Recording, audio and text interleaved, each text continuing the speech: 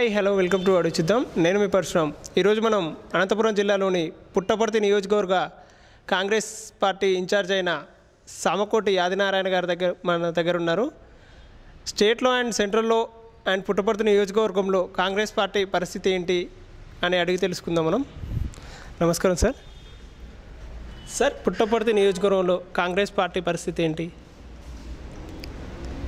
ఈరోజు కాంగ్రెస్ పార్టీని ప్రజలు ఆదరిస్తున్నారు. రాష్ట్ర మొత్తంలో కూడా 2014 ఎలక్షన్స్లో ఏదైతే రాష్ట్రాన్ని విభజించినాము అనే నెపంతో కాంగ్రెస్ పార్టీకి కొంచెం నష్టం వాటిల్లింది. అయితే కాంగ్రెస్ పార్టీ విభజించనే దానికన్నా కూడా కాంగ్రెస్ పార్టీ విభజించినటువంటి పరిస్థితులు ఎలాంటివి అనేది మనం గమనించాలి. ఆ రోజుల్లో ప్రతిపక్షంలో ఉన్నటువంటి తెలుగుదేశం పార్టీ మరియు వైఎస్ఆర్ కాంగ్రెస్ పార్టీ కూడా లెటర్లు ఇచ్చింది. పార్టీ అన్నీ కూడా విభజనకు లెటర్లు ఇచ్చినాయి. పార్లమెంట్లో ఉన్నటువంటి కాంగ్రెస్ పార్టీ మెజారిటీ ఉంది కాబట్టి ఆ రోజు విభజించడానికి కారణంగా పేర్కొన్నారు. ఆ రోజు జరిగినటువంటి పరిస్థితుల్లో కాంగ్రెస్ పార్టీ మీద విభజించిందనే నెపం నెట్టారు. అయితే కాంగ్రెస్ పార్టీ విభజించడానికి కారణం ఏమంటే ఆ రోజు యూపీఏ గవర్నమెంట్ ఉంది కాబట్టి ఆ నెపంతో వాళ్ళు మాపై నెట్టారు. అయితే దాంట్లో అన్ని పార్టీలు కూడా భాగంగా ఉన్నాయి. అండ్ ఇప్పుడు 2019లో కాంగ్రెస్ పార్టీ పుంజుకునే అవకాశం ఉందా ఏపీలో? ఈరోజు పరిస్థితులు చూస్తుంటే కాంగ్రెస్ పార్టీ పెట్టినటువంటి మేనిఫెస్టో చాలా అద్భుతంగా ఉంది.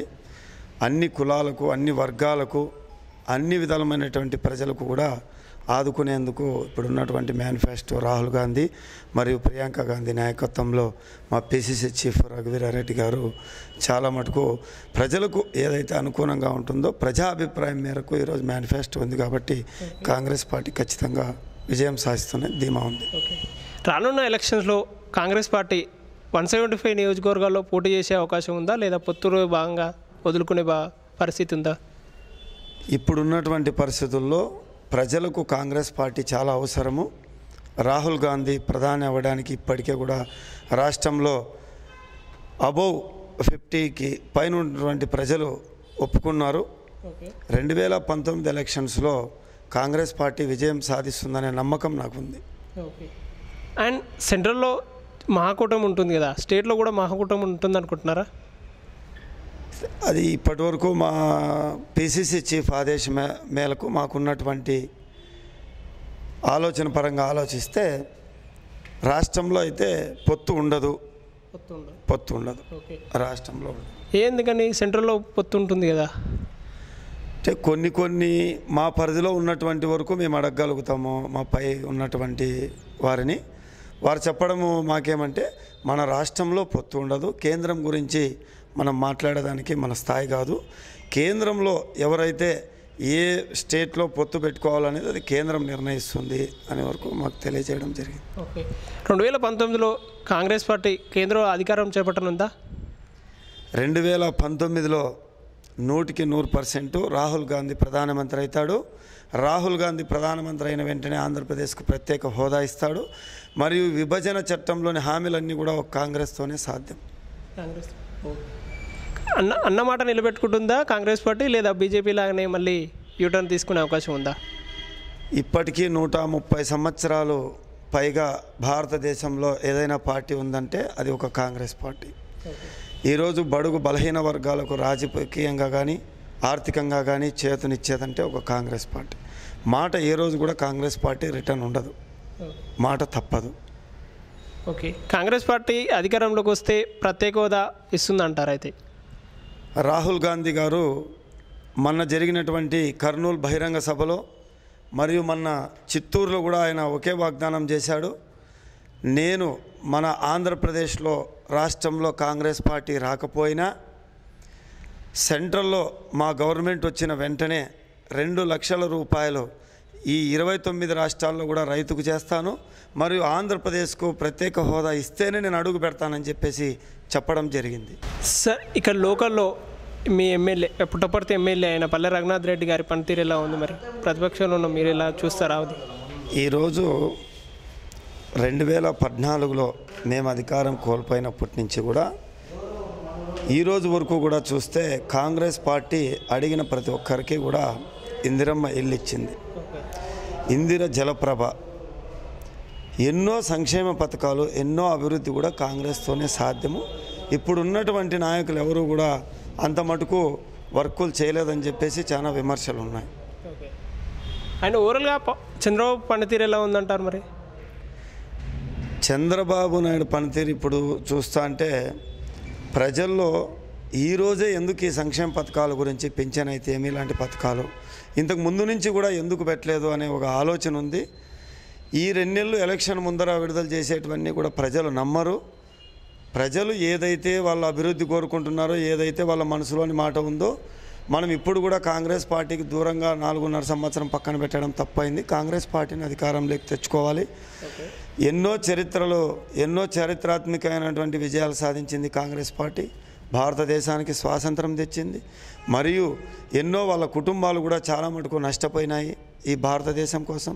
రాజీవ్ గాంధీ అయితే ఏమి, ఇందిరాగాంధీ అని ఎన్నో వాళ్ళు ఇబ్బందులు ఎదుర్కొని మన దేశం కోసం ఉన్నారు. ఖచ్చితంగా కాంగ్రెస్ పార్టీని అధికారంలోకి తేవాలని కోరుకుంటున్నారు.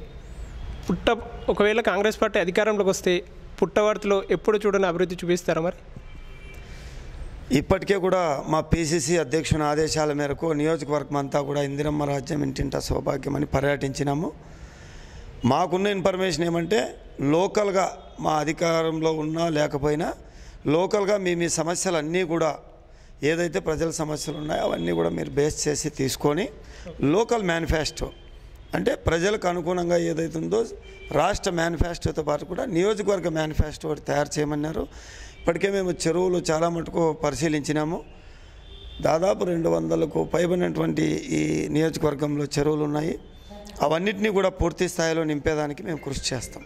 ఓకే, ఇక్కడ లోకల్ మేనిఫెస్టో అన్నారు కదా, మీరు ఎలాంటి మేనిఫెస్టో రెడీ చేసుకున్నారు మరి ప్రజల ముందుకు వెళ్ళడానికి? లోకల్గా అంటే ప్రధానమైనటువంటి సమస్యలు నీటి సమస్య ఉంది. ఇప్పుడు ఓవరాల్గా మేము విలేజెస్కి వెళ్తే ఒక 400కు పైన ఉన్నటువంటి విలేజెస్లో నీటి సమస్య ఉంది. దాన్ని అధిగమించాలనే ఉద్దేశంతో మేము ప్రత్యేకమైనటువంటి నీటి కొరకు ఏమైతే వీలుంటుందో దాన్ని మేము అధిష్టానం మా పిసిసి దృష్టికి తీసుకుపోయినాము. అవన్నీ కూడా మేనిఫెస్టోలో చేరుస్తామని చెప్పారు. మరియు ఈ నియోజకవర్గంలో నాకు తెలిసినంత వరకు మరి ప్రజలు చెప్పడం జరిగింది, ఎక్కువ రైతులు ఉన్నారు. ఆ రైతులకు అనుగుణంగా వ్యవసాయం చేసే రైతుకు ఆర్థికంగా ప్రతి నెలకు ఒక 10,000 కానీ 15,000 రూపాయలు కానీ మేనిఫెస్టోలో పెట్టాలనేసి ఒకటి మేము పైన దృష్టికి తీసుకుపోయినాము. అది కూడా పరిశీలిస్తారు. మరియు నియోజకవర్గంలో ఈరోజు చూస్తే మ్యాంగో క్రాప్ నియోజకవర్గంలో ఎక్కువ మామిడి చెట్లు పెంపకం ఉండేది గతంలో. ఇప్పుడు వాటర్ సమస్య వలన కొంచెం తగ్గుముఖ పడింది. దానికి నియోజకవర్గంలో ఒక పెద్ద మామిడి తోపులకు సంబంధించినటువంటి ఒక కోల్డ్ స్టోరేజ్ని ఏర్పాటు చేసి మరియు వడదెబ్బకు గురి కాకుండా మామిడి చెట్లకు అనుగుణంగా ఏదైతే ఇప్పుడున్నటువంటి పరిస్థితులకు అనుగుణంగా చర్యలు తీసుకునే దానికి మేము ముందుకెళ్తాం. ఓకే, అండ్ నియోజకవర్గంలో ఉన్న టీడీపీ వైఎస్ఆర్సీపీతో పాటు కాంగ్రెస్ పోటీలో ఉండనుందా? తప్పకుండా నియోజకవర్గంలో గతంలో కూడా మేము పోటీ చేసినాము. ఈరోజు కూడా పరిస్థితులు చూస్తుంటే కాంగ్రెస్ పార్టీ వైపు ప్రజలు ఆసక్తిగా ఉన్నారు.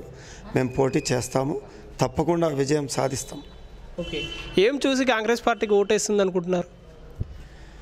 కాంగ్రెస్ పార్టీ అనేది ఒక మహాసముద్రం.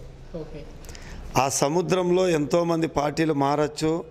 వారందరూ వెళ్ళినా కూడా ఈరోజు కాంగ్రెస్ పార్టీ మేము పళ్ళు లేకపోతే మేము గతంలో అధికారంలో ఉన్నటువంటి ఓవరాల్గా చూస్తే ఒక 500 హౌసెస్ ఉన్నటువంటి విలేజ్కి వెళ్తే ఆ విలేజ్లో 300 వరకు కూడా ఎస్సీ ఎస్టీ కాలనీలకు హౌసెస్ ఇచ్చిండేది ఇందిరమ్మ పార్టీ. మరియు ఈరోజు సిడిపి ఫండ్స్ అంటే కాన్స్టిట్యుయెన్సీ డెవలప్ ఫండ్స్ కింద కాంగ్రెస్ అధికారంలో ఉన్నప్పుడు పంచాయతీకి ఒక 40 lakhs 30 lakhs అంటే ఓన్లీ ఫర్ ఎస్సీ కాలనీస్కు కూడా సపరేట్ ఫండ్స్ మేము రిలీజ్ చేసినాము. అభివృద్ధిని చూసి ఓటేస్తారు అని చెప్పేసి మాకు నమ్మకం ఉంది.